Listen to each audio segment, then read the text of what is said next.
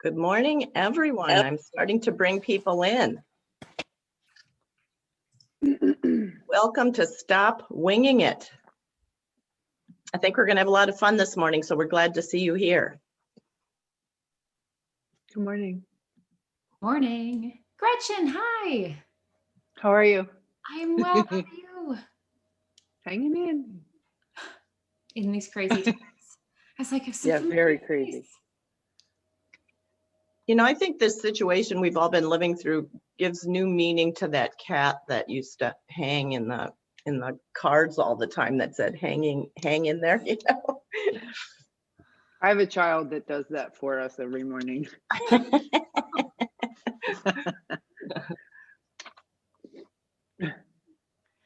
it's funny. It's either one extreme or the other. You're hanging on there because things are just crazy right now, or you're hanging on because things are blowing up. Either way, we're just one finger on the branch at this point.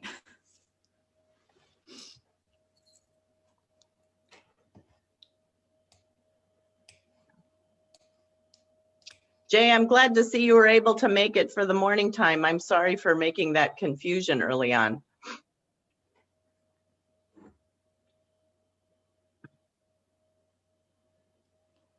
Originally, I sent it out at 8 and it said 8:30 p.m. And we typically do these in the morning, but based on Jay's feedback, I think we should do some evening ones too. So I wasn't opposed to it.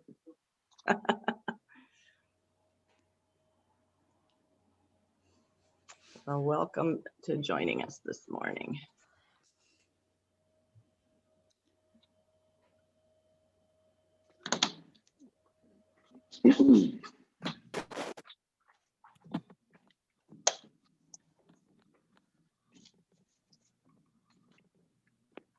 While folks get settled in, Kathy told me I can ask some questions because I've never really presented to a truly silent audience.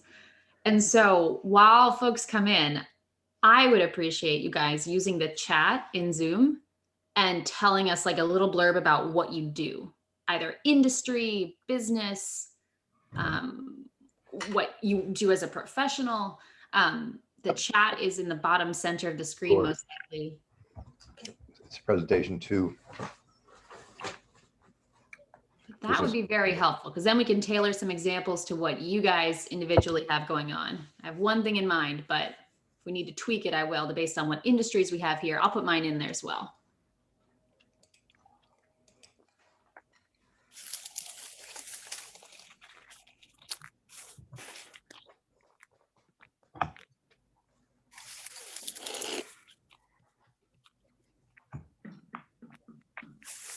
Welcome to those of you that are joining us.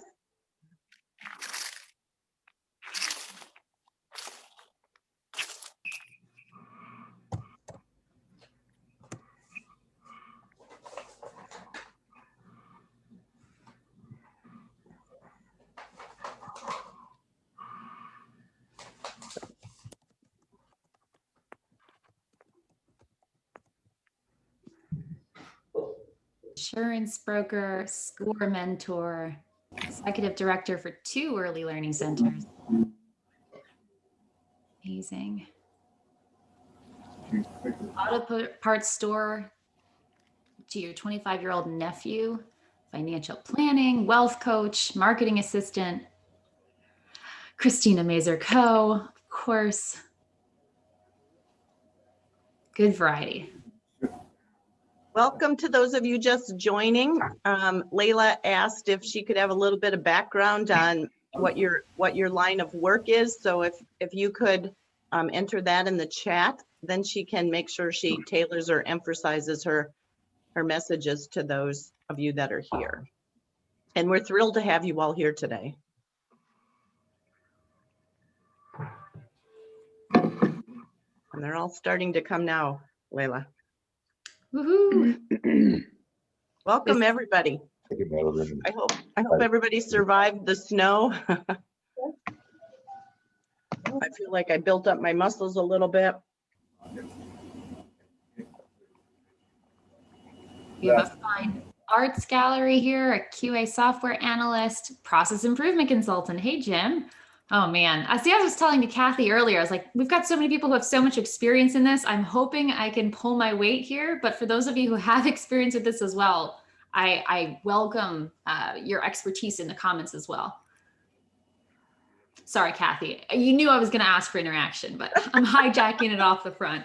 No, we're going to have a lot of interaction today, Layla, as you and I've talked. So it's going to be great for everybody. So stay tuned because she's going to ask for your active engagement during today's webinar. So it'll be good. Travel agent here. I'm hoping everyone has leads. That's the example I was thinking of pulling today. If you all have some kind of customer or inquiries of some kind, so far it seems like you would all have, whether it's a buyer relationship, a vendor, a partner, client. So far seems good. Paula's using ClickUp, yes. We'll explain more as to why that's fun. I hate Paula. Welcome, everybody. No, I think people, the only change is the addition in this well. Oh, like that. Yep, yep. The fixture.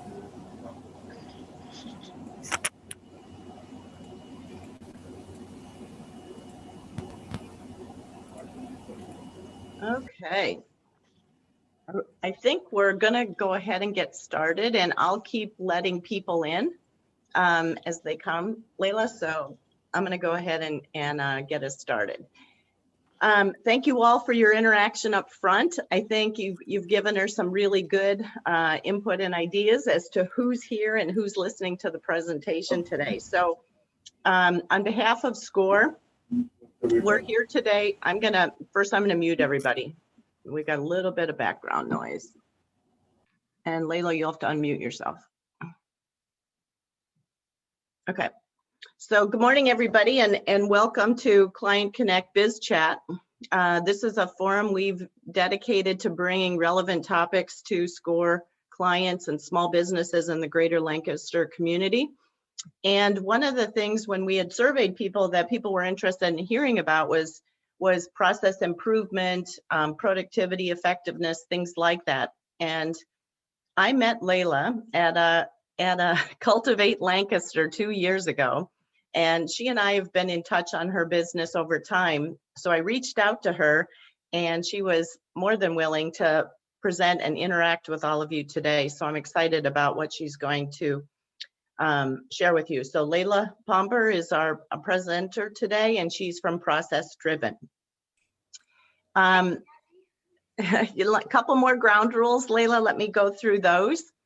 In terms of ground rules, we've got. I'm going to mute everybody, which I've done. It helps for minimizing background noise.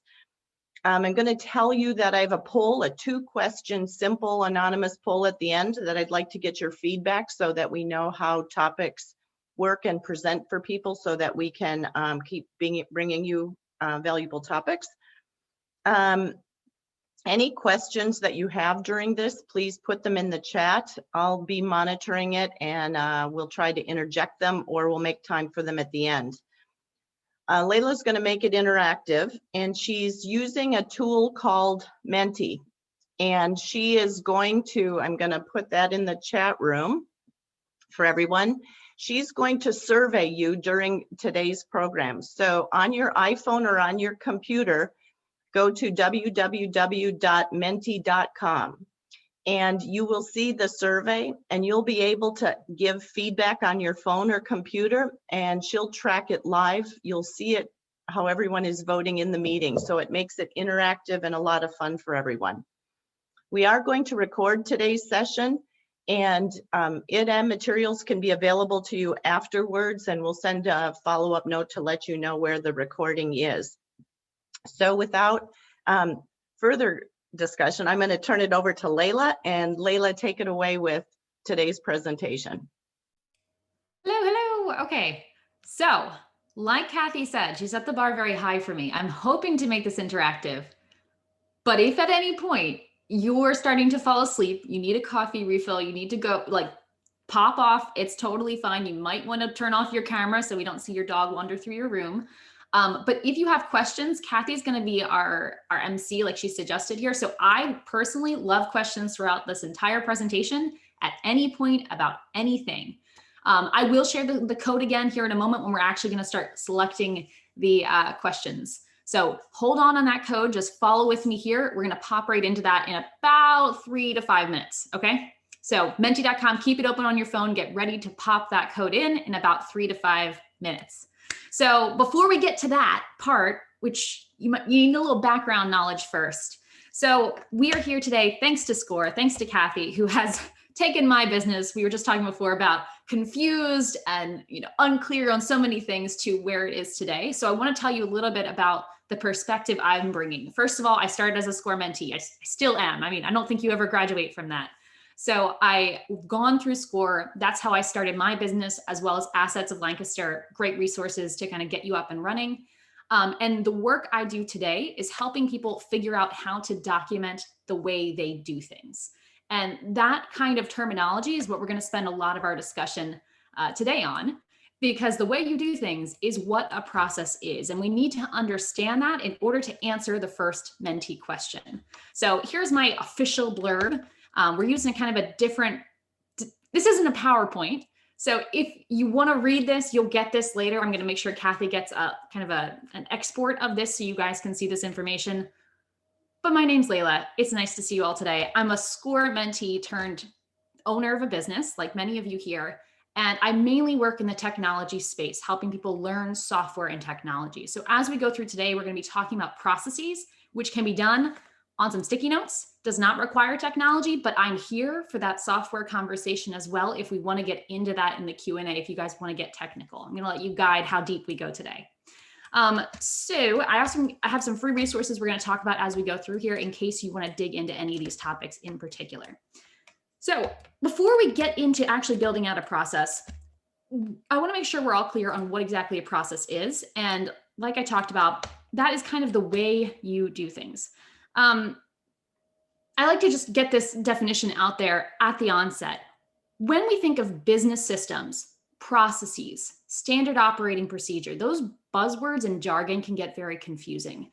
But for the purpose of our presentation today, all we're talking about when we're talking about processes is an intentional habit. So whether you think about it or not, you have a certain way you do things. A certain way you make your breakfast, a certain way you walk to the store. That is actually a process, but you haven't really thought about it, so we tend to call it a habit. If we take that same thing, like how you get your mail, and we really reflect on what's the best way to do this, to me, that is the minimum threshold to turn a habit into a process, into an intentional how. I'm hoping, and I guys, use the chat here and give me some feedback on this. Does this definition make sense? You can type a yes into the chat, and if not, type your question here. I'm just trying to get a sense as to whether we're all on the same page so we don't get, okay, yes, we're not getting stressed out by the jargon. Wonderful. Well, now it's time for that code. So if you have Menti open, and Kathy's probably going to beat you all to the punch. We'll see. This is going to be the race. I'd like to just kind of poll the room here on knowing that this is our definition of processes. How would you rate the processes in your business right now? When you think about how you answer the phone, how you deliver your service, how you ask for reviews, how you file your taxes, are they in your head and you just kind of know how to do them? Do you have kind of some loose instructions, some bullet points? Or are you at that McDonald's level or the IKEA instructions level where you have a playbook that you can give to anybody so they can do most of the things in your business? Burnt my fingers. No one wishes to be McDonald's. That's actually a great point. I put this on here because a lot of us, we understand that McDonald's has really strong processes. You could replace McDonald's here with Cracker Barrel, IKEA, any chain really that you know of. The whole idea is that we have a really clear playbook. There's definitely pieces of McDonald's and efficiency that they have, which we don't want to get to. But all right. So you guys are hopefully seeing the results come in on the screen here, going through the kind of areas that we're at. Okay, we got some more people coming in here. The code is always at the top. Thank you, Kathy. Yes, so 20 60, this roll off the tongue number there at menti.com is where you can vote. We're gonna have another vote later on, so you can keep this open. Alan says we have processes, but don't always follow them. I would put that in the dusty category. I would say most businesses that I encounter after the startup phase are usually in the dusty phase. But I've also worked with, multi-million dollar businesses that are still in the people's head phase, because you can do it, especially if you have a good memory, which that's sometimes a double-edged sword. All right, so that we got some feedback here. About 11% of people here are feeling like they got their processes pretty much down. They've got their playbook they could hand to anybody. Vast majority, looks like we've lost some people there, or maybe we just had the proportions skew. A good proportion have some instructions written down. And for those of you who have some instructions written down, if you wouldn't mind, put in the chat to inspire some of our other folks. Where do you have them? Because that's going to come up soon. So where do you have them? Where are they? What's dusty? Is it physically dusty, digitally dusty, mentally dusty? People who have it in your heads? Whose heads? Your head? Your ops manager's heads? Staff handbook? All right. Keep it coming on that, because I think that's going to help us make this feel real and not just like this abstract idea that we should have processes. All righty. So let's see if it'll let me move my screen here. Okay, digitally dusty staff handbook. All right, I've heard a lot of Google Docs, Trainual sometimes people use. There's a lot of different software that folks use for these kinds of policies and procedures. Most common of all is a Word document or a Google document, which, like I said, we can talk about the tech if we want to later, but the most important thing is, do we have instructions written down? Notion is another tool people use. So I want to kick off at this point and, oops, if it'll let me, broadcast a little bit about the difference between before and after getting that instruction manual. So we're going to start with that conversation, then we're going to go into breaking down those key differences. Because a lot of the times people who have a dusty process or people who have things only in their head, the reason your process is dusty is because it's not actually working. A process that's actually documented in a way that your team is going to use should never get dusty. I'm going to repeat that because people often think that SOPs are there just to get dusty and just to feel like, you did something. If you truly have a process documented and it's documented in a way that makes sense, it should never get dusty. It should be interacted with every single day or every single time you use that process. Very different than the Word doc approach of old. So before we have a process, we talked about winging it, doing it with a habit. And many of you who are in that in your head kind of space, this is currently how your processes are being stored. You decide what you need to do in a moment based on your feelings and your memory every time the situation comes up. And by your, I mean whoever's doing the process. So next time I go to get the mail, I decide, what's the best way to go get the mail? Next time I need to, prepare my taxes for the year, I say, I feel like doing it this way this time, so that's how I'm going to prepare my taxes.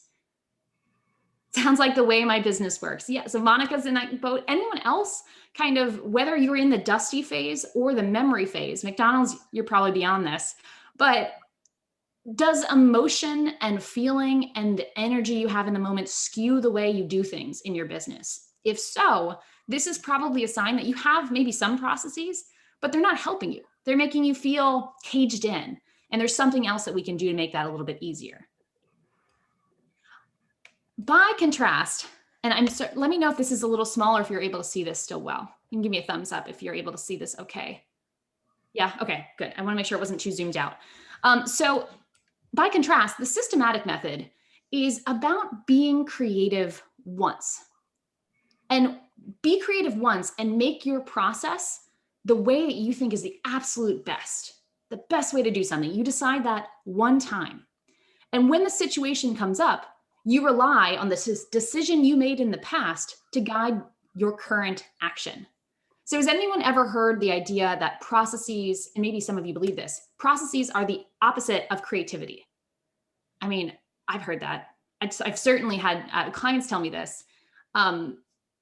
This belief is grounded on the fact that when we have a process, we become, I think it was Nick said, like McDonald's, that processes equals McDonald's equals we're human robots.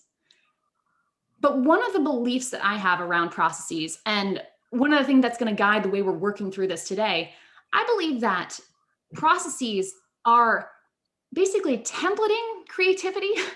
So any of you ever been in an art class? You can have a blank canvas, or your art teacher can give you a prompt. You can be just as creative, and sometimes even more creative, with a prompt than with the blank canvas.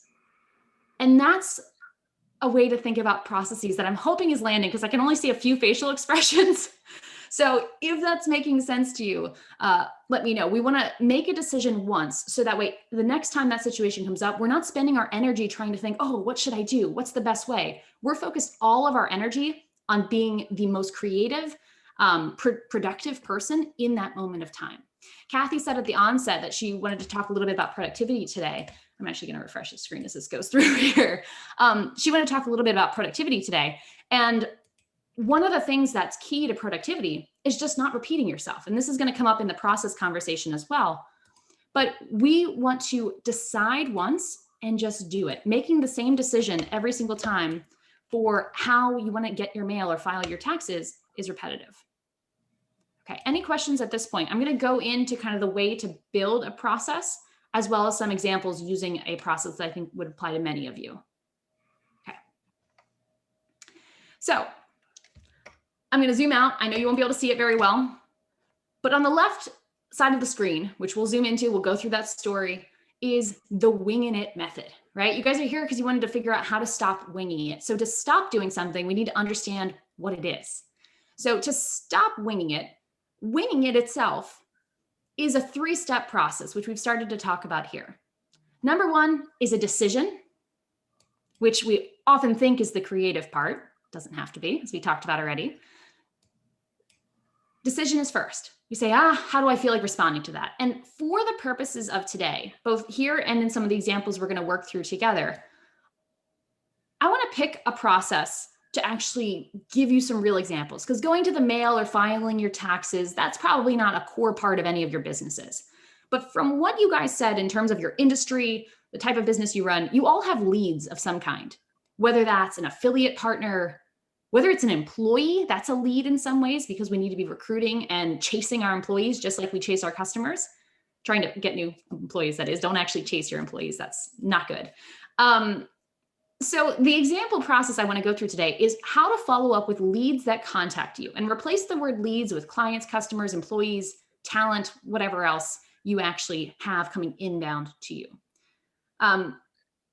Do each of you have a form on your website or a Google My Business listing? That's it, Kathy. I knew there was something you guys did a training on. Right, Kathy, there was a Google My Business training of some kind recently. Okay, so do you want to briefly plug that? Because I think that would be relevant here, because how you can get messages through that, right?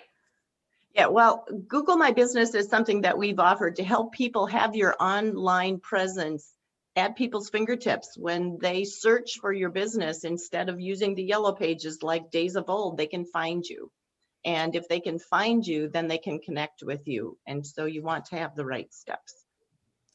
Yes. And Adam Grimm, who has taught that, is actually in this session today. So welcome, Adam. You can comment via chat or whatever. He didn't know what he was getting volunteered for here. But whether you're watching Adam's lesson, or you just have a form on your website, or you have a Facebook page where you receive messages, all of those situations are an inbound lead, someone who is contacting you. And that's a very hot lead at that point, right? They're messaging you saying, hey, I might be interested in your services. And I cannot tell you, especially, in certain industries are worse than others, but this kind of process is often one that we completely base on our memory, we based on our reaction, we base it on our feeling in the moment. Do you feel like responding to that Google My Business link or message? Do you feel like responding to that Facebook message? But today, hopefully, we're going to go through how to turn that from feeling into a process that's outside of yourself, and other perks to that as well. Okay, I hope this is landing for everybody. So first box of the winging it method, just to back up, is decision. We decide how we want to react in the moment. We're tired of being on social media for the day, so that Facebook lead comes in through Facebook Messenger, and we're like, I don't feel like talking today. I'll just wait till tomorrow. We open the message, but we don't respond. You guys know where this is going. Then we react, because we're basing things on emotion and memory. My reaction is I'm going to open that message I'm going to go about my day because I really don't want to spend any more time on social media. That's my reaction. Just leave it open. I'll answer it later. Maybe I have an auto responder on my Facebook Messenger or on my Google My Business or whatever else. Your voicemail, if this is a phone call for you. The result of the winging it, and I'm going to give you a few examples of this, is questionable. It's uncertain because sometimes if you're feeling really on it the next day, you'll go back into your Facebook Messenger, find that message and respond. Other times, and I know I've done this, you open the message. This is the worst part of messaging in general. You open the message and because it's opened, because it's read, it just completely goes off your radar and it's gone forever. Am I the only one that happens to? Email, text, all the time. So some of the examples I like to give to kind of ground this in reality is the artist's decision, right? I gave you the example of the canvas and how that kind of feels like a creative decision, but it isn't always. Reaction is kind of a deer in the headlights. This is an example of you're driving down the road, something runs across the screen, your emotions and instincts in that moment determine how you react.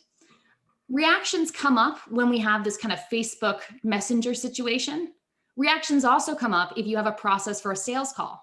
I know many people are nervous about sales. You're on the sales call, they ask you a question, you react, usually by undercharging or giving a discount or being worried that they're not going to like what you have to say. That's a reaction. This is, again, all on the winging it side of things.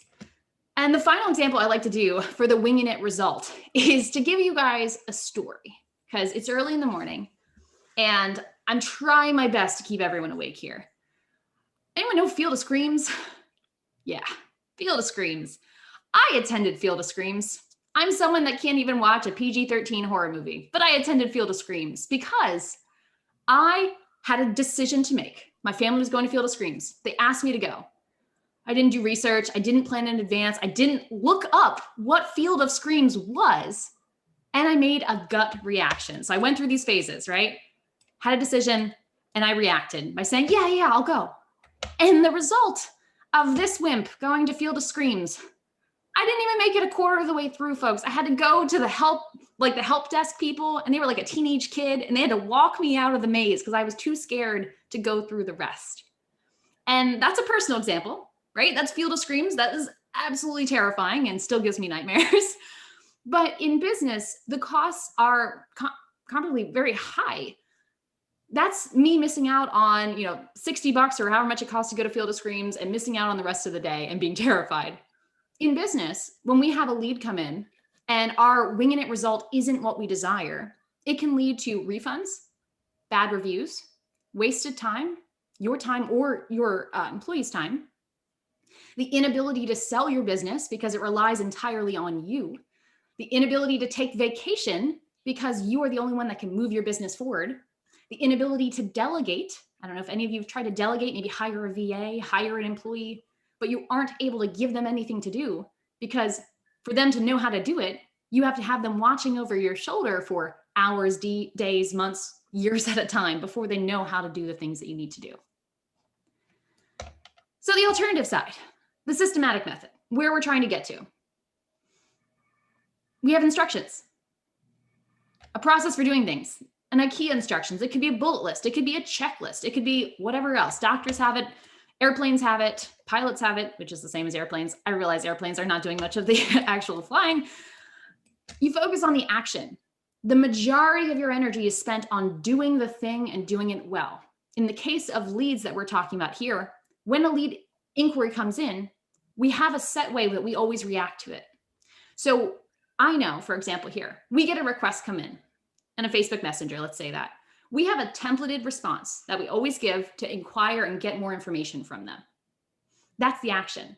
And because we have that action templated, the person who does it, which is not me anymore, the person who does it spends 3 minutes copy and pasting the template.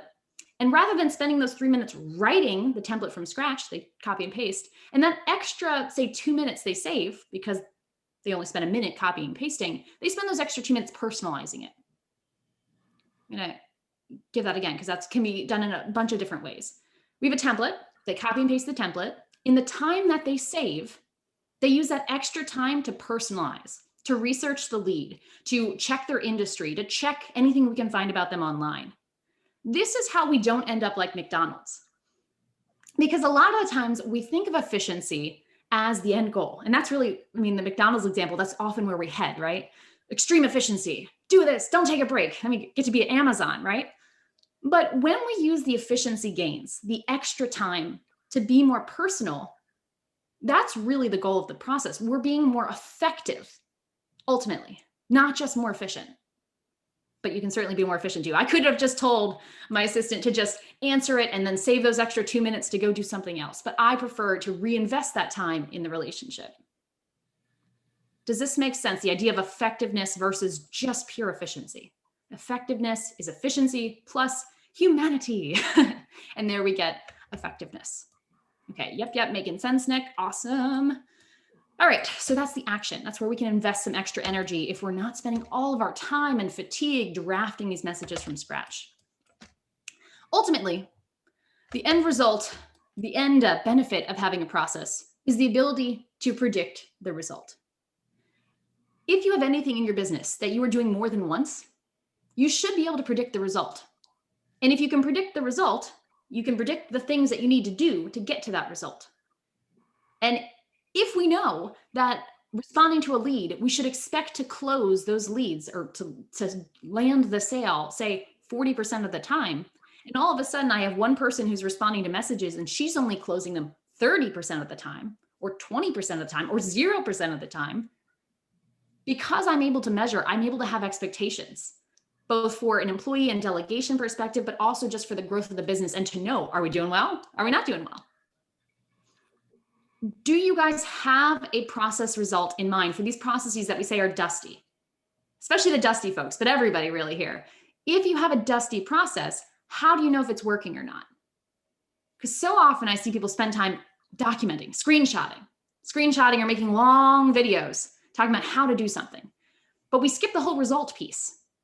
We don't put that sanity checklist at the end. And that's really one of the main goals of a process as it is. Okay. I think this is landing. I know for some of you, this is going to be pretty basic. For some of you, maybe this is completely a new topic. Mixed audience. Let's go through the process now to get from point A to point B, because I don't want this to be super heady. I want this to be something that you can tangibly apply.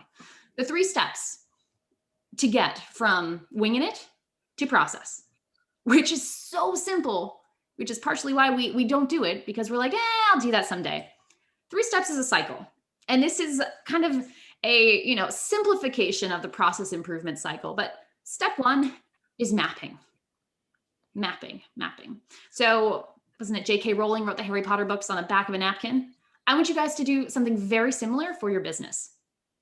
On the back of a napkin, or an 8.5 by 11, you should be able to write exactly what your business does. And on another piece of paper, you should be able to write exactly how you follow up with leads. And on another piece of paper, flow charting, which is what this is referring to, should be done in less than 20 minutes, at least the way I like to teach it. Less than 20 minutes. Write out the big picture steps, and it looks kind of like this kind of thing. Here's a very simple one. The big picture steps in going through a process. So for example, with a not so great process for lead management, the lead submits a message saying, hey, I might need your services. You email back saying, what services? And sometimes they respond. It's not great, but that right there, step 1.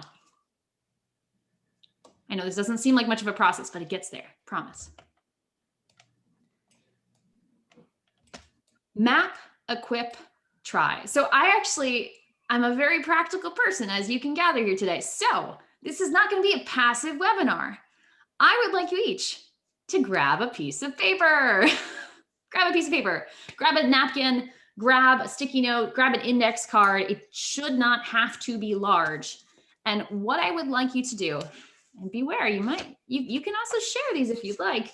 I have a piece of paper here. It's very small, as you can see, which is kind of the goal of today. I'm actually going to stop sharing my screen so that way I catch some of your attention here.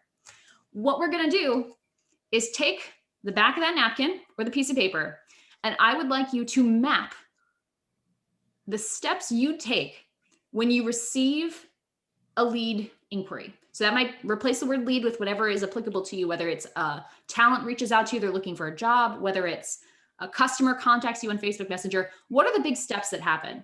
And I know I said 20 minutes. You got 1 minute. 1 minute with just a few words. What is the process? I'm going to put mine here as well. Take a minute and tell me. And if you have any questions, feel free to pop them in the chat as well. No judgment on handwriting. I hope. Should probably start with that lead reaching out, then probably some kind of reaction from somebody.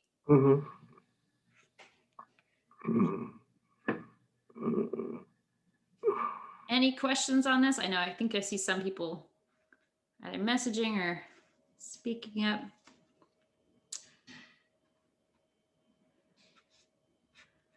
What do you think about this? If you'd be willing to share. I don't know if we'll get anybody that brave, but if you're feeling brave on a Wednesday morning, for a second I was like, is it Wednesday? Yes, it is. And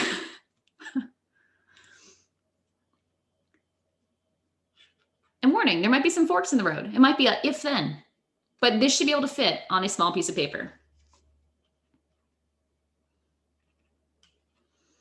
And hint, if it can't fit on one piece of paper, odds are you're mapping too big of a process. Let's see, mine started here. Here's my start. Okay, so here's a very simple start. It's not quite done yet. Anyone? Okay, we're going through. Map the process for when someone reaches out to you. You should have this in the back of your mind. I mean, I'm assuming this is happening fairly often to you. So let's make sure we get a response going. Probably will end when you decide whether to start the project or not start the project. Perfect, Leslie. Thank you. Dee Dee. Awesome. Awesome, awesome, awesome. Ooh, Dee Dee, there's definitely some stuff that you have a more complex one because your process, your service is a more engaged service. So I think that's a very good process for you to spend some time on here as we go through this cycle. It might be worth taking a few cycles on that. I realize I should read it out loud because people might not see this in the replay. Dee says, when parents inquire about care, we have a phone conversation, virtual or live tour, then paperwork meeting. Leslie says, lead comes in, respond, interact, set appointment. I haven't heard any mention yet of no-shows. Do you guys have everyone just respond to you? Is that just me that I have people ghost all the time?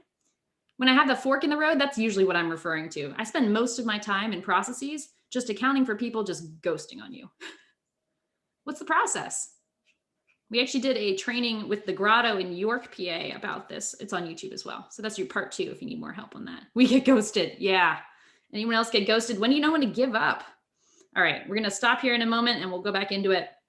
But I just want to give us a practical application with getting your hands, my hands. This is why you can't be left-handed and use a marker. Okay, Nick's got it. Google them, schedule a call with them to collect more info, present proposal, modify proposal based on feedback, present final agreement. Okay, Nick's got a more traditional kind of a bespoke service process. Nick, I think you will find some of the stuff we're going to be talking about in terms of process improvement interesting because there's some creative things happening in that space that can help. All right. Not that your process is at all bad. I'm just saying there's some fun things I've seen people try that can be really fun. All right, so we're back on the screen. Mine's really tiny, which is good because then you can't see my handwriting. I have a simple flow chart with 4 boxes. This is our process.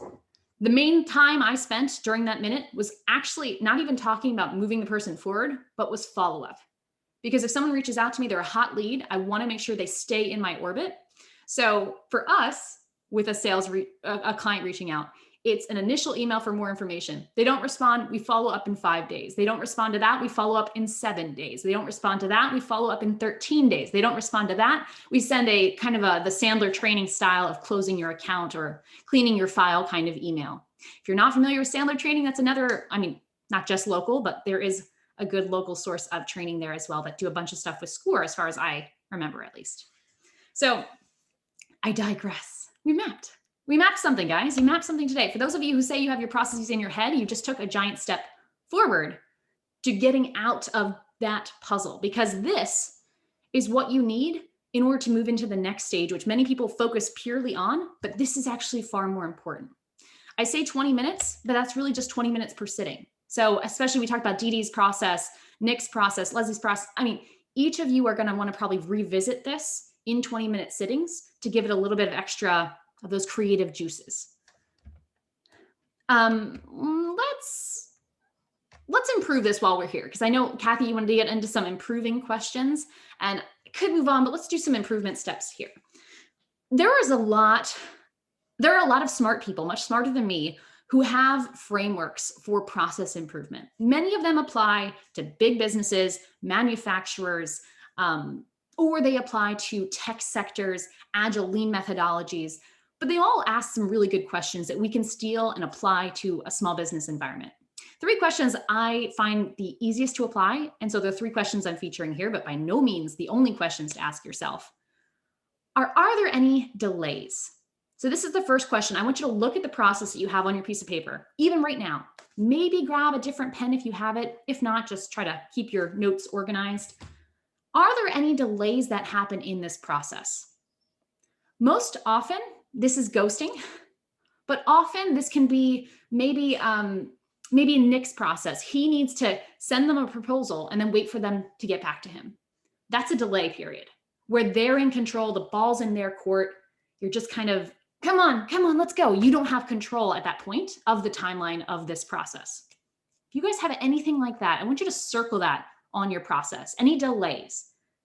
This could also be time where you lose ownership of the process. When we're building any process, this is a very good question to ask just to catch anything that could be fixed. If you see or if you experience a delay, or maybe you're working with, C-suite executives and they're always really busy. And so your proposals, you send them out, you're waiting 2 weeks to hear back from them, 3 weeks to hear back from them. That's a delay that we might want to address as a process that we can improve. The second question that you might want to ask yourself, I'm hoping I'm not moving too fast, but I also want to respect everyone's time, is back and forth.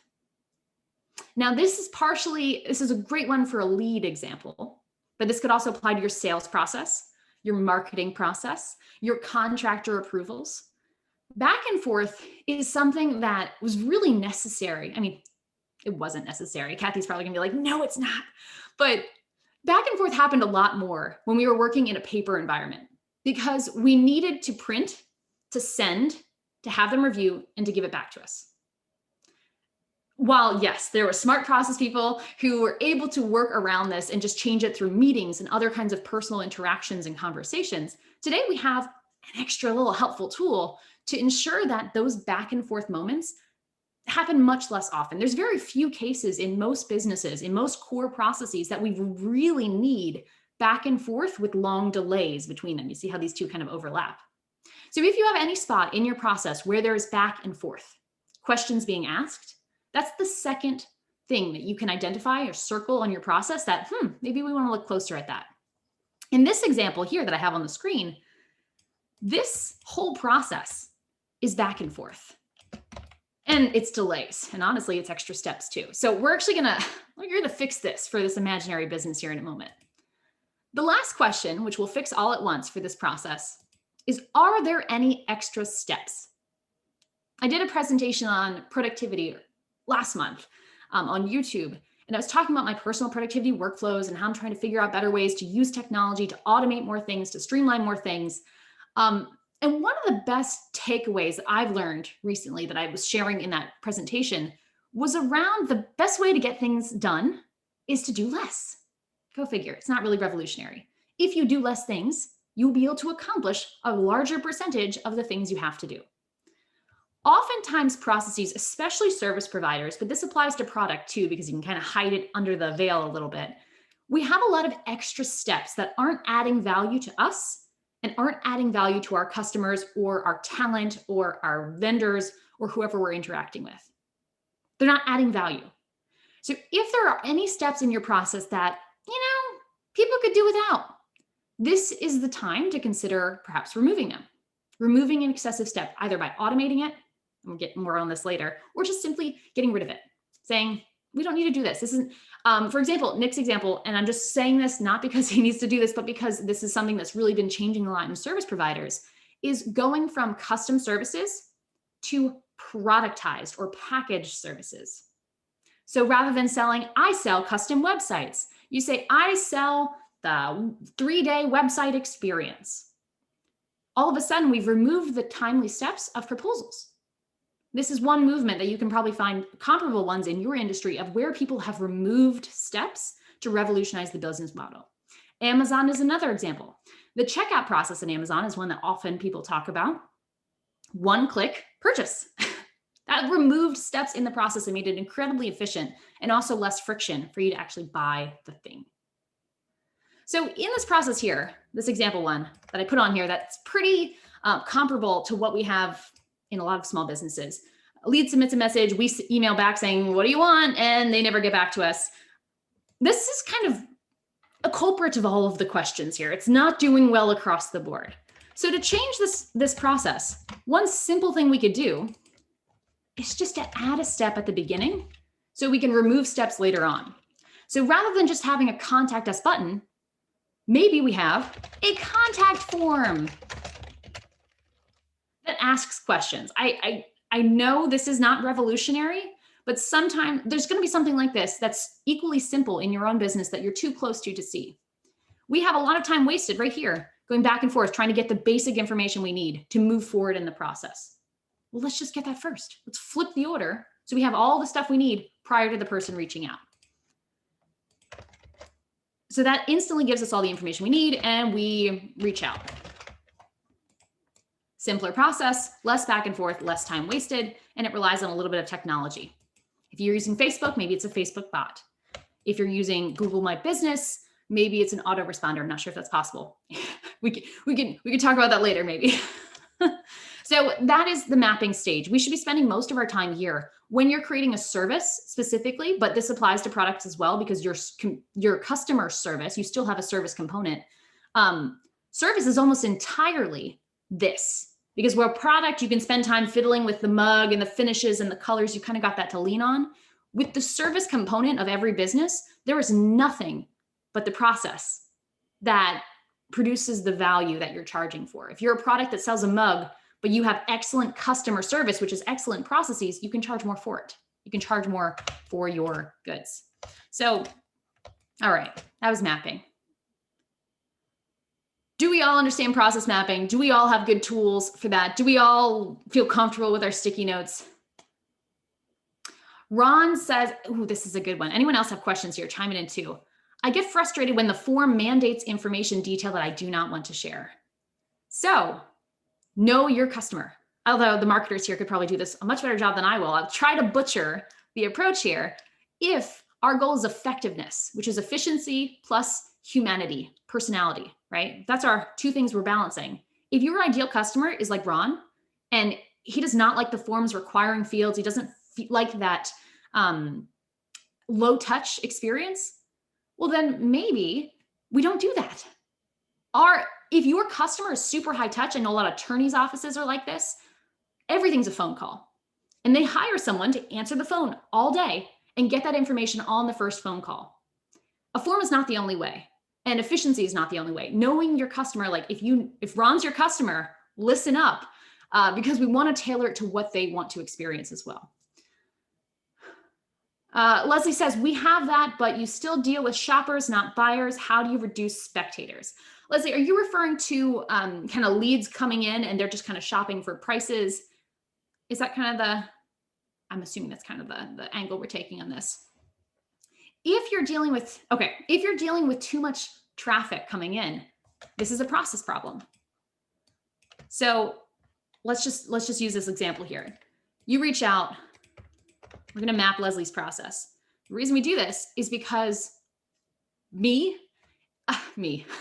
anyone, we're visual creatures. I'm going to have a better time understanding what they're talking about here if I can actually see it. And sometimes oftentimes you yourself are going to see things that you didn't see otherwise when we actually map it out this way. So they reach out.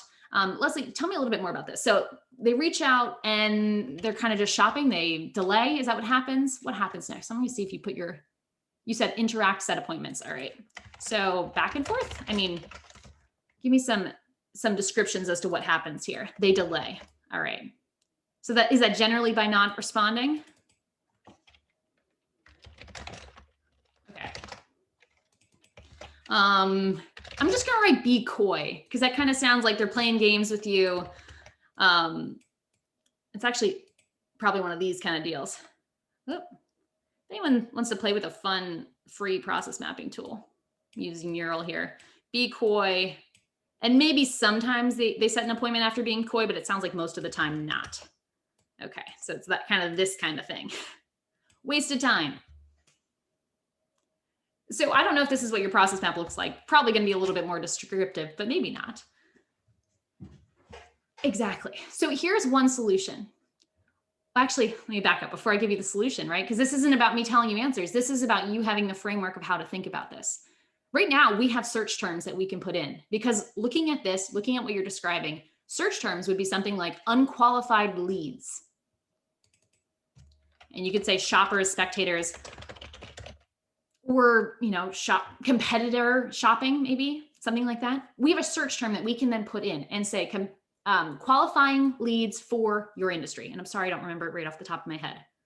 That is one of the best things you can do to improve a process is just research some industry publications and industry best practices because people in your space are going to experience the same thing. But let's just assume you are inventing a new business model, which almost none of us are, or you were inventing, you're doing business in a different way. You don't feel like other people can relate. Just looking at this, can anyone in the audience, in the chat, give us some ideas for how we could solve this? I'm actually asking here. So we've got, Ron's here, Nick's here, Leslie's here, Dee Dee's here, Monica's here, Howard's here, Alan's here, Bonsri's here. I'm sorry if I'm butchering names. Someone, what do you think? No one's going to help you, Leslie. I don't know. I think someone's here. Someone might have an idea. I think they think I'm going to cave in. I'm not going to cave in. Give me some ideas here. I'm curious if anyone has an idea of how we could get this qualification step out of later in the funnel after you've already spent so much time right here. This is a time cost of your labor. How can we avoid that happening? Guys have let me down. All right. I see how it is. So SCORE has this thing called roundtables. And I know the Lancaster version has a slightly different thing and all over the country, because since this is going to be on YouTube, SCORE operates a little bit differently. They have roundtables and events. There we go. Okay. Thank you. Some of the ideas coming in here. Bring these questions to those groups as well. That's another great way. When you're actually face-to-face with them, they can't ignore you as easily as they can ignore me right now. There we go. Okay, so I'm just going to read these off because this is exactly like you guys know the answer. Ron said, were they a previous customer? Great way to filter out, right? If they were a previous customer, let's fast track them through this process. Skip the whole form, maybe have them go somewhere else that's just for previous customers. Have a portal, something like that. Leslie herself or themselves says better qualifying questions. Yes, better qualifying questions in this. And Nick kind of is along the same line, a new customer form. Alan says we schedule appointment and then try to get what they want to go over during the meeting. Yes. Howard says, don't know. We are price shopped all the time. Customers will lie. Yeah, they will. I was listening to some content by Marcus Lemonis, the Profit guy, the other day, and he talks about how always trust your employees. Customers are not always your best friends. I know we'll probably get in trouble for saying that here. The customer's not always right. Stick with your employees because they're the people who will then support your customers. And it's true, as Howard says here. Customers will lie. So some of these ideas, any of these we could apply. Qualifying questions. Here's a common workflow that kind of combines what Alan talked about. Honestly, it'll combine all of your feedback here. There's multiple ways to solve this problem. But one of the best things we can do is move, I don't know what's happening there. All right, to move this earlier in the process, move the qualification sorting earlier. So that way, before we waste time, the sorting is happening. Now, this is going to look different depending on your industry. I'm going to assume you have a fairly personal service of some kind. If you have a product, you're going to need to be a little bit lower touch, meaning less time, less interaction to make this cost efficient. Because we don't want to make the cost of your lead sales process too high. So qualifying form that qualifies with questions. That is not a proper sentence. Contact form with qualifying questions, which is what Nick and Leslie both said. From there, they either schedule an appointment, two P's, schedule an appointment, as Alan suggested, or they receive an email. Automatic. We'll get a little bit more about how this could be automated down the line. Let's just assume for now, it's manual because we don't want to get too techie. Depending on how they answer those questions, they go one of two ways right off the bat. You could use this kind of sorting mechanism of they have to put an email in before they see your prices. It's called a hand raiser. You could have this be an automated form or a chat bot that they have to answer certain questions, and depending on the conditional logic, the answers that they give, you show them one result or you show them a different page. I know a lot of folks will do this for scheduling an appointment if that's their next step. I think Dee said that's her next step as well. If you're scheduling an appointment, that's a huge cost. You want to have some hurdles for people to get over to get to that cost investment on your end. So Leslie, I'm curious if this kind of helps a little bit. I do know that your industry might change the equation here as to what this might do, but this is an example. And here we even get rid of the set appointment task because it's right in there. Okay. So this is a good example of a puzzle, and also a great example of why SCORE and communities like this and peer feedback matters, because the leads, this process, whether you're an attorney, a bookkeeper, a hairdresser, you all are dealing with this. And so you can swap notes on this, whether you're even just a buyer for a online retailer, you can swap notes and learn from other industries on this. Most, from what I've learned at least so far, most innovation in industries is just stealing something from one industry and applying it to another. So conversations are going to help you with that. I like how this will save time in the long run. Yes, exactly, Dee, because, and we can choose what we want to do with that time, right? We could spend that time to make our next marketing campaign. We could spend that time to just make the initial consult call longer if that matters to you, or not. Or we could just save the time and skim a little cost off of our equation. So that's the first step. And personally, I find this one of the most exciting steps of the process because everything feels malleable. Everything's on the table. Every possibility can be explored. Every process can be, or every strategy can be translated into a process and mixed and matched. This is a great tool if you're joining a mastermind, if you're going to go to a coach, if you're going to a SCORE mentor.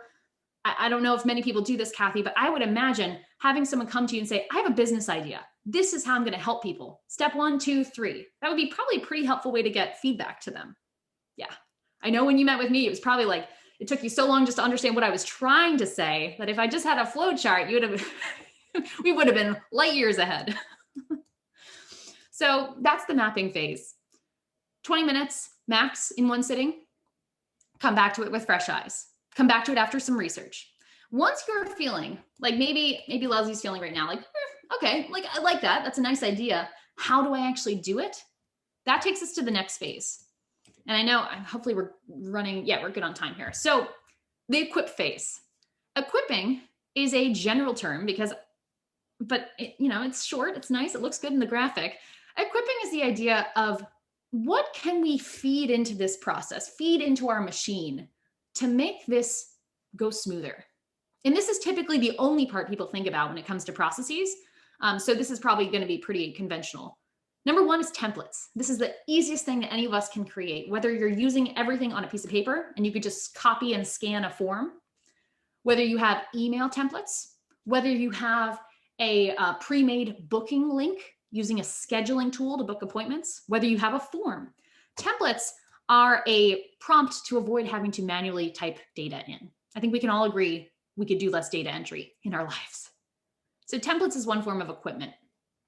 If we look at this process here, what templates might we need? This email comes right to my mind. If you have any emails in your process and that's not templated, that might be the nice next step for you to do for an existing process. Every email, everything should be templated as a starting point, not an ending point. I think it was, who was talking earlier? Ron. I think Ron was talking about how he didn't like required forms. So this is another opportunity with templates. We want to be careful to ride that line between humanity and efficiency. People often hear templates and they're like, I don't want to give cookie cutter emails to my clients. They're spending a good amount with me, or they're a retailer that's using or purchasing tons of my products wholesale. But our templates can be starting points. Templates are really just first drafts or outlines. One of my favorite templates to recommend for coaches or service providers is to make a template that's a recap for a meeting. And it says, hey, space. Here's the recap from our meeting, : and it has 2 bullet points. Thanks so much for meeting with me. Talk to you again soon. Your name. Those 3 sentences is an email template, and it saves that person who's using it about 20 seconds from having to type that from scratch. It also saves them some decision-making time, and it's an example of a template that every single business can be using. Okay, templates. Second, T, of equipment is technology. Now, this is one that I don't want to get too into unless you guys want to. Your questions will guide if we want to get into this. I love software. I love getting into the geeky side of things. So if you'd like to talk about this, post your questions. Kathy will MC us or like guide us through those questions if you have them. Technology is often what we think of first when we're thinking of equipment. Templates is what I'd like you to think of first. So templates, technology, because you need the templates to feed the technology. One example of a technology in this workflow is if we have a form like this, we could have that be a PDF that we manually have people type in and email to us, or we could use that same template in terms of our questions, our qualifying questions, as Nick and Alan talked about, and we can make a automated form that redirects people using that conditional logic. There's another keyword if you're looking to create something like this. Create a digital form that people can fill out. That's dynamic, that pulls in different things. Maybe it's a type form. There's one software that you could look into for this. That is a technology that would actually drastically improve this process, because we could make that send the email. We could also have that redirect them to scheduling the appointment. Technology is a huge, huge opportunity, and what I would like you to look at second, once you have your content. See, Aditi, I hope this was helpful. Once we get past templates, which is our content, technology, which is our tools, we have the third option, which again, people try to put into the first position, especially if you have an old school or a physical business. Field service does this a lot, trying to throw people at the problem. How many people here have employees? And if so, just you can kind of, so like a yes in the chat if you have employees in your business. Or contractors, more than, let's say, more than 5 contractors. So you basically have a pretty substantial team of some kind. Okay. Often I'll see folks, just because they're stressed, they're overwhelmed, they have a process, they need to do something, they'll just say, hey, John, I'm just using John as an example. Hey, Howard, will you do this for me? Will you just send these emails every time a lead comes in? And because it's easier at the onset to just tell John to do it than to set up technology, we'll defer to people. But the problem is people are a lot more expensive than technology. It's one thing, the efficiency. They're also a lot less accurate than technology, a lot of the time. And also they can be very unhappy doing mundane things, whereas technology is perfectly happy doing repetitive things. So for these last two of technology and team, I just want us to think about delegation as going in 2 different directions. We can delegate to people, or we can delegate to technology. 2 options. Either way, we need templates. We need the content, the substance, the instructions, but the instructions are going to look different for technology than it will for people. But the reason these are in this order is because we always want to try to delegate to technology first. If anything can be given to a robot and spared from your human's creative brain, who's a lot more expensive than your technology, do that. Which is why investing in training and education and YouTube videos, just watching things and self-educating around this, or watching webinars from SCORE can be very helpful. And then teams. Teams are where we get into the traditional topic of SOPs, which is standard operating procedures, instructions. How do we do things? Step 1, 2, 3. What do we need to start? How do we know we're done? What's some examples? This could be a Word doc, something else. I have some suggestions.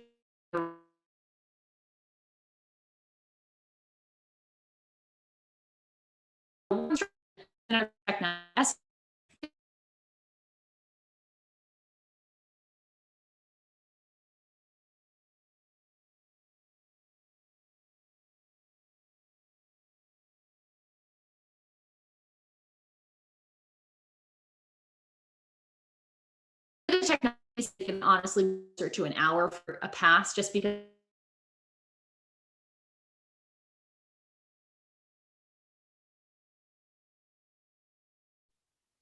I think we might be having some technical connection issues. Is anybody having trouble?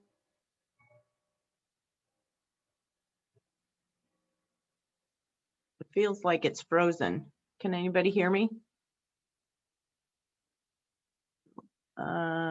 Okay, so maybe we lost, good. I think we lost Layla, so let's get her back. I'm hoping that you're getting ideas on how you can improve your business, because I'm getting a lot of ideas on what I can do relative to our score process. Oh, what happened? I wonder if it's a Zoom issue.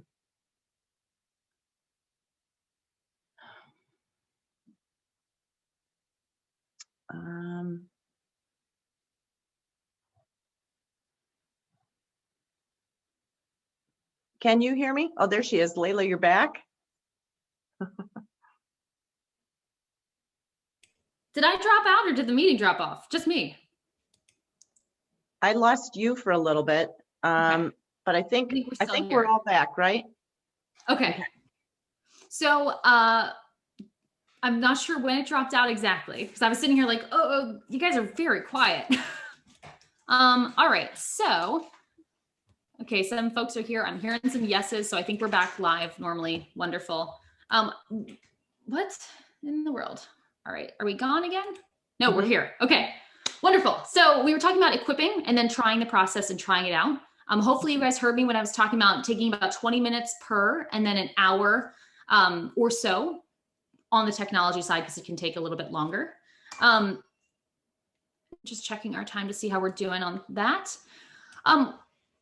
I think a natural next step, and then we can do some Q&A, because I know that might be helpful to folks because you're all in different places in terms of your familiarity, and hopefully my internet will hang out for us as we're here. I think it's protesting. Yes, delegate to technology, SOPs, dropped off at SOPs. All right, so just to be clear on SOPs, standard operating procedure.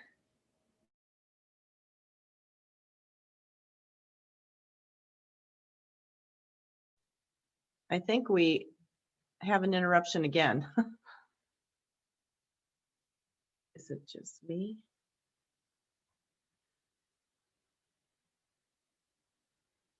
Reading the PDF thing that we'll give to Kathy. Oh, maybe. Oh no. I think Yeah? yeah. Can you hear me? Yes. Okay. Let I me can just, hear you, so I'm assuming that it's presenting okay, Layla. okay. I'm just gonna stop the video and see if that's gonna protect our bandwidth. Something's going on with our internet on my end, so I apologize for that. Okay. But I'm still here, so I'm just gonna do it verbally, so that way we make sure we get a strong connection. SOPs, the pieces to remember are who owns it, who's gonna update it, what do you need to start it, how do you do it, how do you know when you're done, and what are some examples? Period. We often overcomplicate this and we treat it as if it needs to be a whole Wikipedia article. We definitely do not want to do that. Often for those who have dusty processes, the reason for that is because you've built too good of SOPs, too complicated, too difficult to update. My rule of thumb for SOPs are to have it be cloud-based, meaning it's on the internet. It's centrally located, meaning all of your team members are seeing one version, the same version at the same time, and easy to update / in your face. Like I was talking about before, you should be interacting with those SOPs every single day. And so they should never be able to get dusty. But with that, Kathy, do you want to turn it over? We can do some Q&A. Oh, I think now you're muted, unless I'm really, really glitching up here. No, I am muted. Okay. And Layla, why don't you try to video again? I think that would be great. Okay. So you kind of walked through this process, right? And now we want to see if there's other questions on how to specifically apply it. Correct. So either unmute yourself and ask the question or put it in the chat and I'll be glad to read it.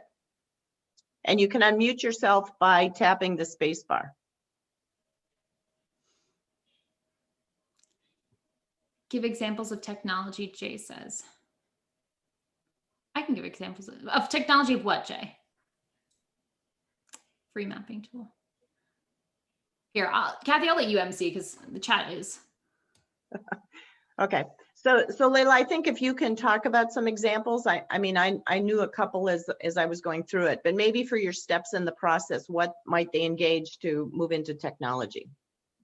Okay, so at the mapping step, you can use this. This is perfectly fine. To go beyond that, the easiest mapping tool that many of you already have is Google Slides or PowerPoint. believe it or not. No extra cost, no extra accounts. You already have access to it. A PowerPoint deck is very easy to move things around. It usually has kind of some flow charting built in. That would be the simplest place to start. If you want to get fancier, I would recommend Whimsical. It's a fun word. Whimsical is you can create a free account just like we did for Mentimeter. But that would be the tool that I would go to if you want to go to that next step. People also use Google Draw, Lucid Chart. There's more brand name ones, but I'm trying to think of some entry level options. I would probably look at Whimsical. On the process side, I guess you wanted me to go through the equipment side as well. Mm-hmm. So templates, to meet the minimum requirements for cloud-based, in-your-face, and so on, Google Docs is a great place to start. If you're using any local files like a Word document, an Excel spreadsheet, anything like that, and they're just on your computer, that's a good opportunity to change. We want something on the internet, something that's in the cloud, something you can access on any device with relative ease. Because if I have to go out of my way to find your process, I'm just going to wing it. We want the process to be the easiest way forward. As I noticed the chat picked up on earlier, I specialize in one software called ClickUp. That's what I teach people in primarily because I think it's a very powerful tool for using it, and it has a free plan. So that would be another tool I would look at for centralizing your templates, and the actual checklists would be ClickUp because you can use the free plan for it. Other people use tools like Asana, Process Street. If you have a specific situation, I'd be happy to give you kind of some more specific suggestions. But yes, that would be the templates piece. Technology, completely dependent on what you're automating. Google the word software for, and then the step of the process, you'll find something. You'll probably find a few hundred somethings. And the team SOPs, same as templates, Google Docs, or tools like ClickUp, Asana, task management tools can be really good for the team SOPs. What's fun about using a tool like Asana or ClickUp, which is like a checklist tool on the internet, is everyone's going to see it at the same time and it's interactive. This is why they can never collect dust, because people are interacting with your SOP. It's not a document, it's the actual checklist is the SOP. Hope that makes sense. What about calendaring tools? Oh, that's a good one. So Calendly is the most popular, probably. I would recommend that for one-on-one appointment setting. Doodle is the most common for group appointment setting.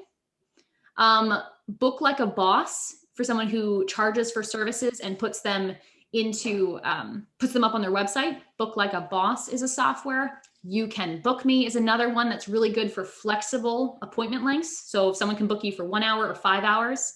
But if you have a simple, always the same appointment, Calendly would probably be the easiest one to start. So that's Calendly.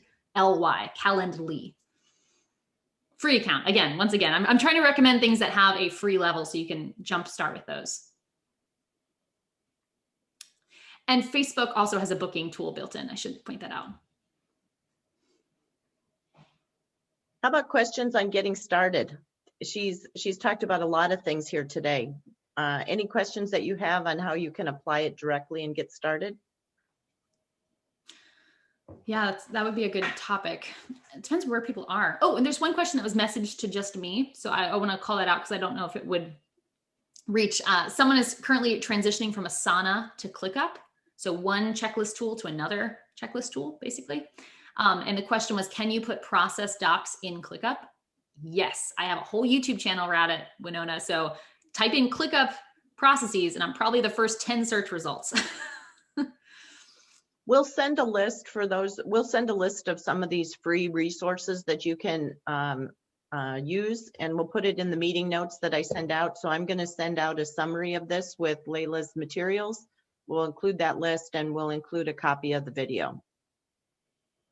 So on it. What a great process. So for processes that are similar across businesses, such as HR processes that are, there are other existing sources that could be used as a jumpstart. Does Score have, and I don't know if Score has any in-house. I would point there first if possible. No. So there are people who provide free processes or free SOPs. I think you have to do a careful job if you're going to go on the purchasing side of processes to make sure everything applies. So I usually suggest people buy or steal at the process map level. So steal strategies, copy the way other people run their business, because you can learn a lot. But when it comes to the later phases of your templates and your technology and your team, those SOPs, oftentimes copying from other people at that stage, there's so many assumptions built in. They've built it this way because Sally over in their accounting department prefers this tool. And you're just kind of inheriting those decisions from them. So all that to say, you can find processes. I would just treat them very critically. Treat them like source material that you can pick and choose from, inspiration, but I wouldn't use them verbatim without critically thinking or going back to that map stage and making sure that what they've assumed makes sense for you and your team and your skills and your technology.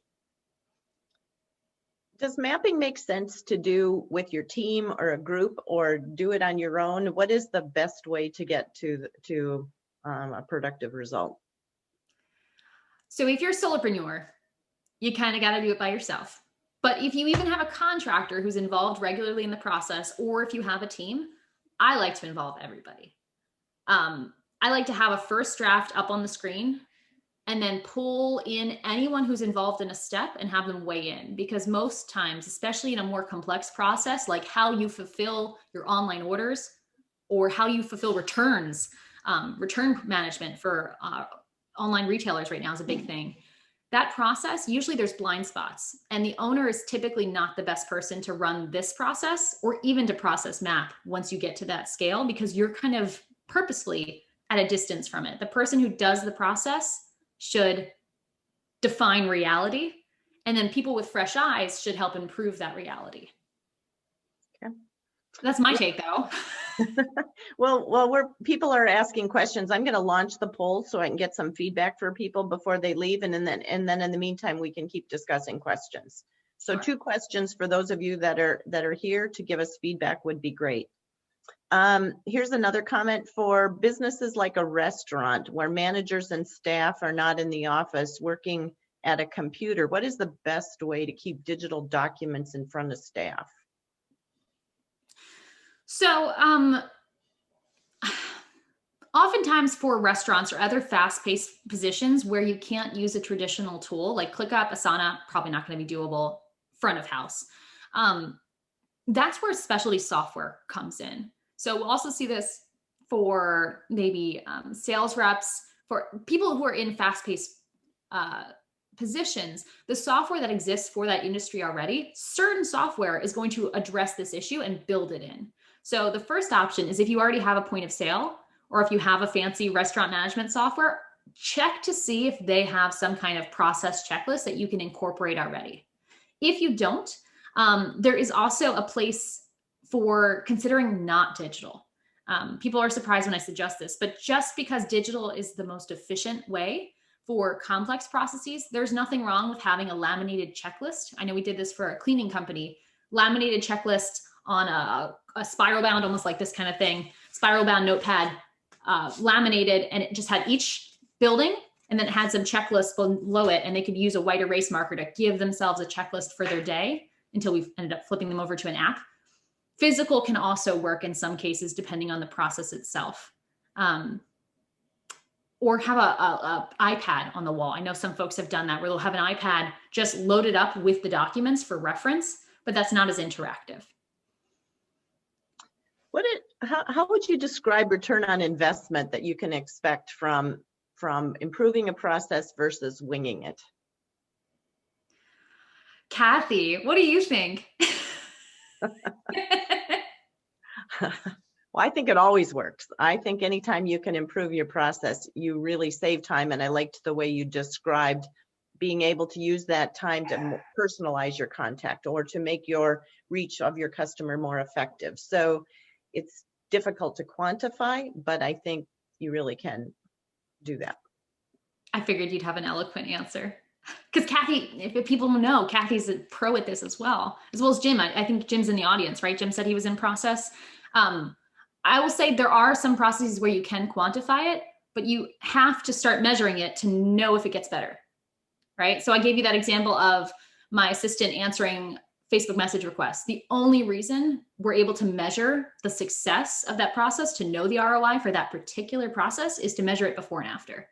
Most people, we implement process and we're not measuring anything before and we're not measuring anything after. So it can be a little bit more fluffy. So it is difficult, like Kathy said. I'll also say the ability to sell your business versus never having a shot at all to sell your business. That's a pretty binary yes, no kind of situation with having processes documented. So I'm going to put that as a 0 to 100 ROI, having it documented for that reason. Also the ability to delegate. Like there's certain things you just will not be able to do until you have things documented that are suddenly opened up to you. It's not a tangible ROI though. But it does, you can measure it.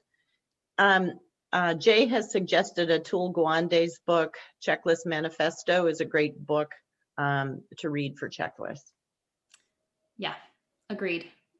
And that checklist manifesto, if there's one takeaway that we can apply very easily, and actually see if my internet will support it, but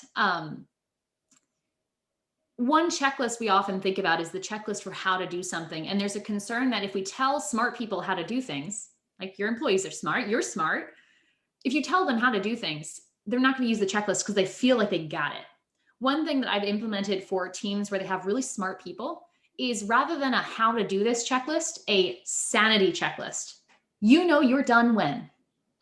And rather than giving them the piecemeal instructions, they're so smart, they don't need that.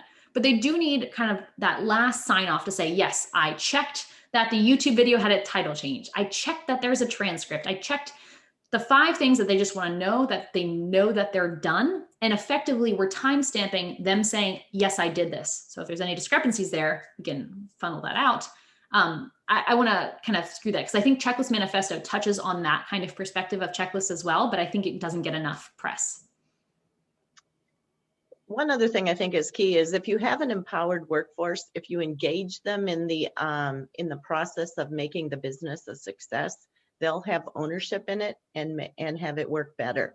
So I would go to, when you're working on a process, the people that are doing the process to improve how it can be better will give you even better results. An easy place to start here, right on that note, is you shouldn't even be the one most likely documenting these processes. I think people often think the owner needs to do it. Probably shouldn't. And so answering questions by saying, well, I don't know, how do you think we should handle that? Would you mind writing that down? Just adding that last sentence of, could you write this down when you solve it?